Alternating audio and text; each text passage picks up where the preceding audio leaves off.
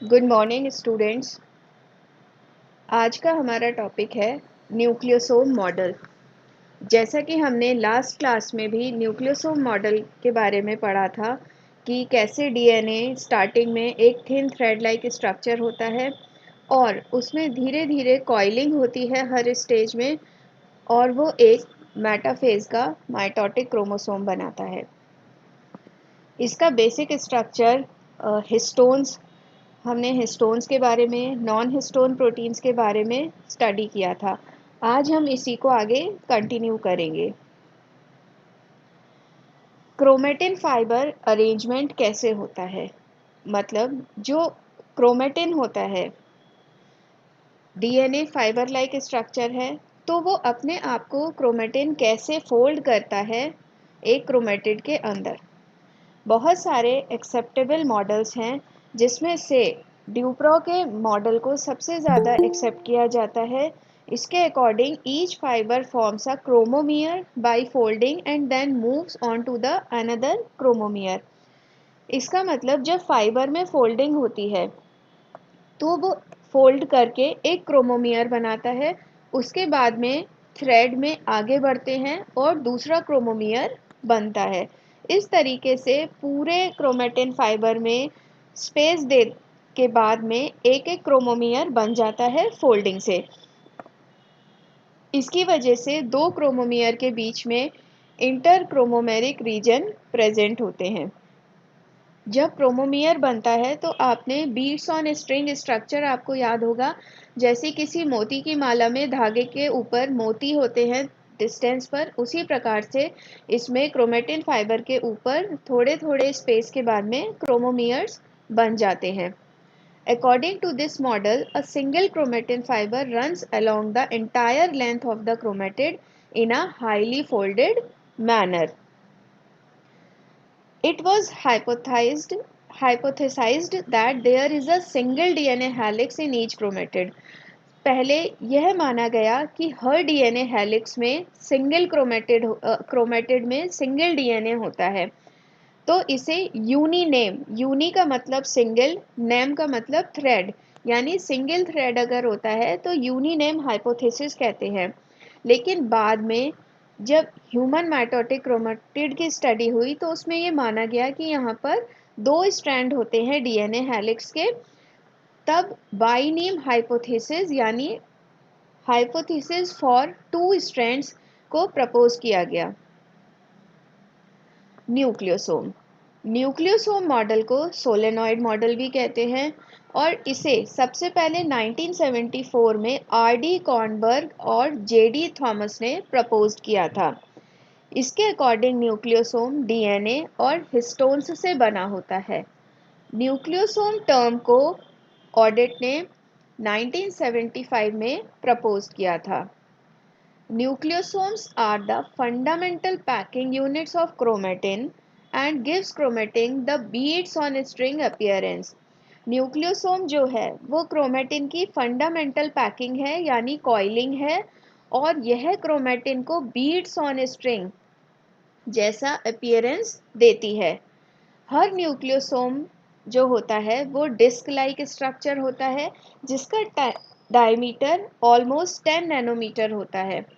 यह क्रोमेटिन का basic structure है और यह कोर पार्टिकल और एक छोटे से स्पेसर या लिंकर डीएनए से बनता है। अभी मैं आपको डायग्राम में दिखाऊंगी कि कोर पार्टिकल या स्पेसर या लिंकर डीएनए क्या होता है। पहले बात करते हैं हम कोर पार्टिकल की। कोर पार्टिकल जो होता है ये हिस्टोन्स का ऑक्टामर होता है। ऑक्टामर मतलब 8 यूनिट से बना हुआ। इसमें H2A, H2B, H3 और H4 हिस्टोन के 2 ईच ऑफ 4 टाइप दो दो मॉलिक्यूल होते हैं। जैसे यह H2A के होंगे, ये H2B के होंगे, ये H3 के, और यहाँ पे दो मॉलिक्यूल H4 के होंगे। तो ये कोर बनाते हैं और इसके ऊपर डीएनए के ये रैपिंग होती है। ऑलमोस्ट 2 सर्किल होता है या 1/3/4 भी होता है ये, और इस पूरे सर्किल में ये जो डीएनए रैप करता है इसमें ऑलमोस्ट 146 बेस पेयर प्रेजेंट होते हैं। इस कोर पार्टिकल की जो डायमीटर होता है ये 10 से 11 नैनोमीटर तक होता है और इसकी हाइट 6 नैनोमीटर होती है।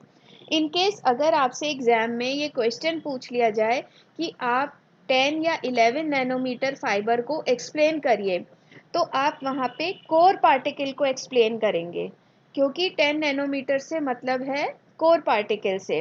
तो आप अगर 10 नैनोमीटर आए या 11, 10 to 11 इसका डायमीटर होता है ऑलमोस्ट, तो अगर इस नाम से आता है तो भी आप कोर पार्टिकल को ही एक्सप्लेन करेंगे और आप पूरा स्ट्रक्चर बताएंगे कि इसमें ऑक्टामर में 8 हिस्टोन प्रोटीन होती हैं, चारों के 2 मॉलिक्यूल होते हैं, इसका डायमीटर इतना है, इसकी हाइट 6 नैनोमीटर है, इसमें डीएनए के ऑलमोस्ट 2 सर्कल रैपिंग होती है जिसमें 146 बेस पेयर प्रेजेंट होते हैं।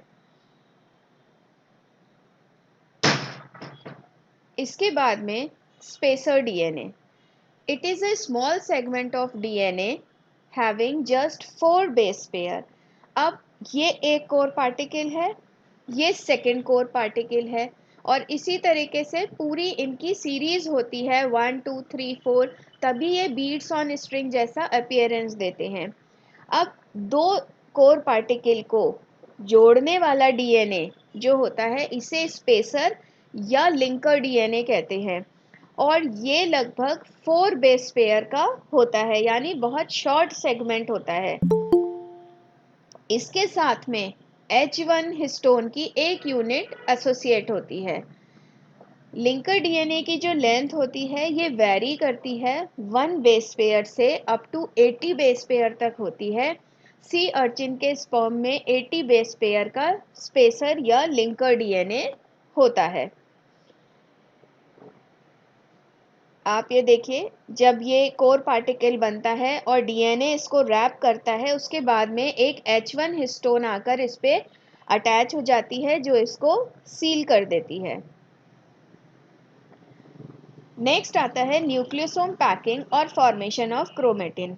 अभी तक हमने पढ़ा कि हिस्टोन ऑप्टामर होता है, उस पे डीएनए रैप करता है, ये डीएनए रैप हो गया, ये एक न्यूक्लियोसोम बनाएगा और इसी तरीके से फर्दर इसमें कॉइलिंग होती है और ये बीड्स ऑन स्ट्रिंग जैसा अपीयरेंस देता है।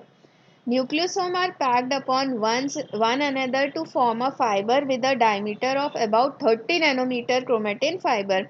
अभी तक हम बात कर रहे थे जब सिंगल न्यूक्लियोसोम बनता है तो ये कोर पार्टिकल जो बनता है ये 10 नैनोमीटर का होता है। इसके बाद जब फर्दर कॉइलिंग होती है तो ये 30 नैनोमीटर क्रोमेटिन फाइबर बनाता है या इसे न्यूक्लियो प्रोटीन फाइबर भी कहते हैं। तो आप ये टर्म्स बहुत अच्छे से याद रखिएगा कि एग्जाम में अगर 10 नैनोमीटर फाइबर पूछता है तो हमें कोर पार्टिकल एक्सप्लेन करना है, अगर 30 नैनोमीटर फाइबर पूछता है तो हमें न्यूक्लियोसोम पैकिंग को एक्सप्लेन करना है। It appears as a beaded structure. Beads are nucleosome. A single bead is called as nucleosome and they are connected by linker DNA. ये इसकी समरी है कैसे स्टार्टिंग में डीएनए फाइबर 2 नैनोमीटर का structure होता है, शॉर्ट रीजन होता है डबल डीएनए डबल हेलिक्स का, यह इसका फर्स्ट लेवल है क्रोमेटिन ऑर्गेनाइजेशन का। The 10 nanometer nucleoprotein fiber represent the first level of organization of chromatin। ये देखिए, ये 10 नैनोमीटर भी इसे कहते हैं और 11 नैनोमीटर, क्योंकि ये पूरी रेंज होती है 10 से 11 नैनोमीटर की। इसे हम इंटरफेज स्टेज में देखते हैं। The thick chromatin fiber 20 to 30 nanometer arise by spiral coiling of thin chromatin fiber। इसके बाद फर्दर इसमें कॉइलिंग होती है और ये 30 नैनोमीटर का पैक्ड न्यूक्लियोसोम बनाता है। इसके बाद इसमें solenoid type of ultra structure होता है, यानी जब इसमें फर्दर कॉइलिंग होती है। इट हैज 6 to 7 न्यूक्लियोसोम पर टर्न। माइटोटिक क्रोमोसोम में ये आप देखिए, फिर इसमें फर्दर कॉइलिंग, ये आप यहाँ से समझिए, डीएनए का डबल हेलिकल स्ट्रक्चर है, इसमें कॉइलिंग होगी, ये बीट्स ऑन स्ट्रिंग बनाएगा। इसमें फर्दर कॉइलिंग होगी, ये कॉम्पैक्ट होता जाएगा। इसके बाद ये फर्दर लूप लाइक स्ट्रक्चर बनाता है। 300 नैनोमीटर फाइबर इसका डायमीटर हो जाता है। 300 नैनोमीटर इसका स्ट्रक्चर कहते हैं इसे। फिर इसके बाद में फर्दर सुपर सोलेनॉइड स्ट्रक्चर होता है, 700 नैनोमीटर की इसकी हाइट होती है। और फाइनली सुपर सोलेनॉइड से ये माइटोटिक क्रोमोसोम का फॉर्मेशन करता है, जो 1400 नैनोमीटर इसकी विड्थ होती है, मेटाफेज का या एनाफेज का क्रोमोसोम बनाता है। तो आप यहाँ से देख सकते हैं कि एक डीएनए जो थिन थ्रेड लाइक स्ट्रक्चर होता है, हर स्टेज के बाद में कॉइल उसमें कॉइलिंग होती जाती है, फिर सुपर कॉइलिंग होती है, सुपर सोलेनॉइड स्ट्रक्चर बनाता है और फाइनली 2 नैनोमीटर से ये स्टार्ट होते होते 1400 नैनोमीटर का क्रोमोसोम फॉर्म करता है। तो this is all about the nucleosome model. ये इसके रेफरेंसेस हैं जो मैंने डिफरेंट सोर्सेज यूज़ करके अपना पीपीटी बनाया है। मैं उम्मीद करती हूँ आपको ये अच्छा भी लगा होगा और समझ में भी आया होगा। Thank you so much.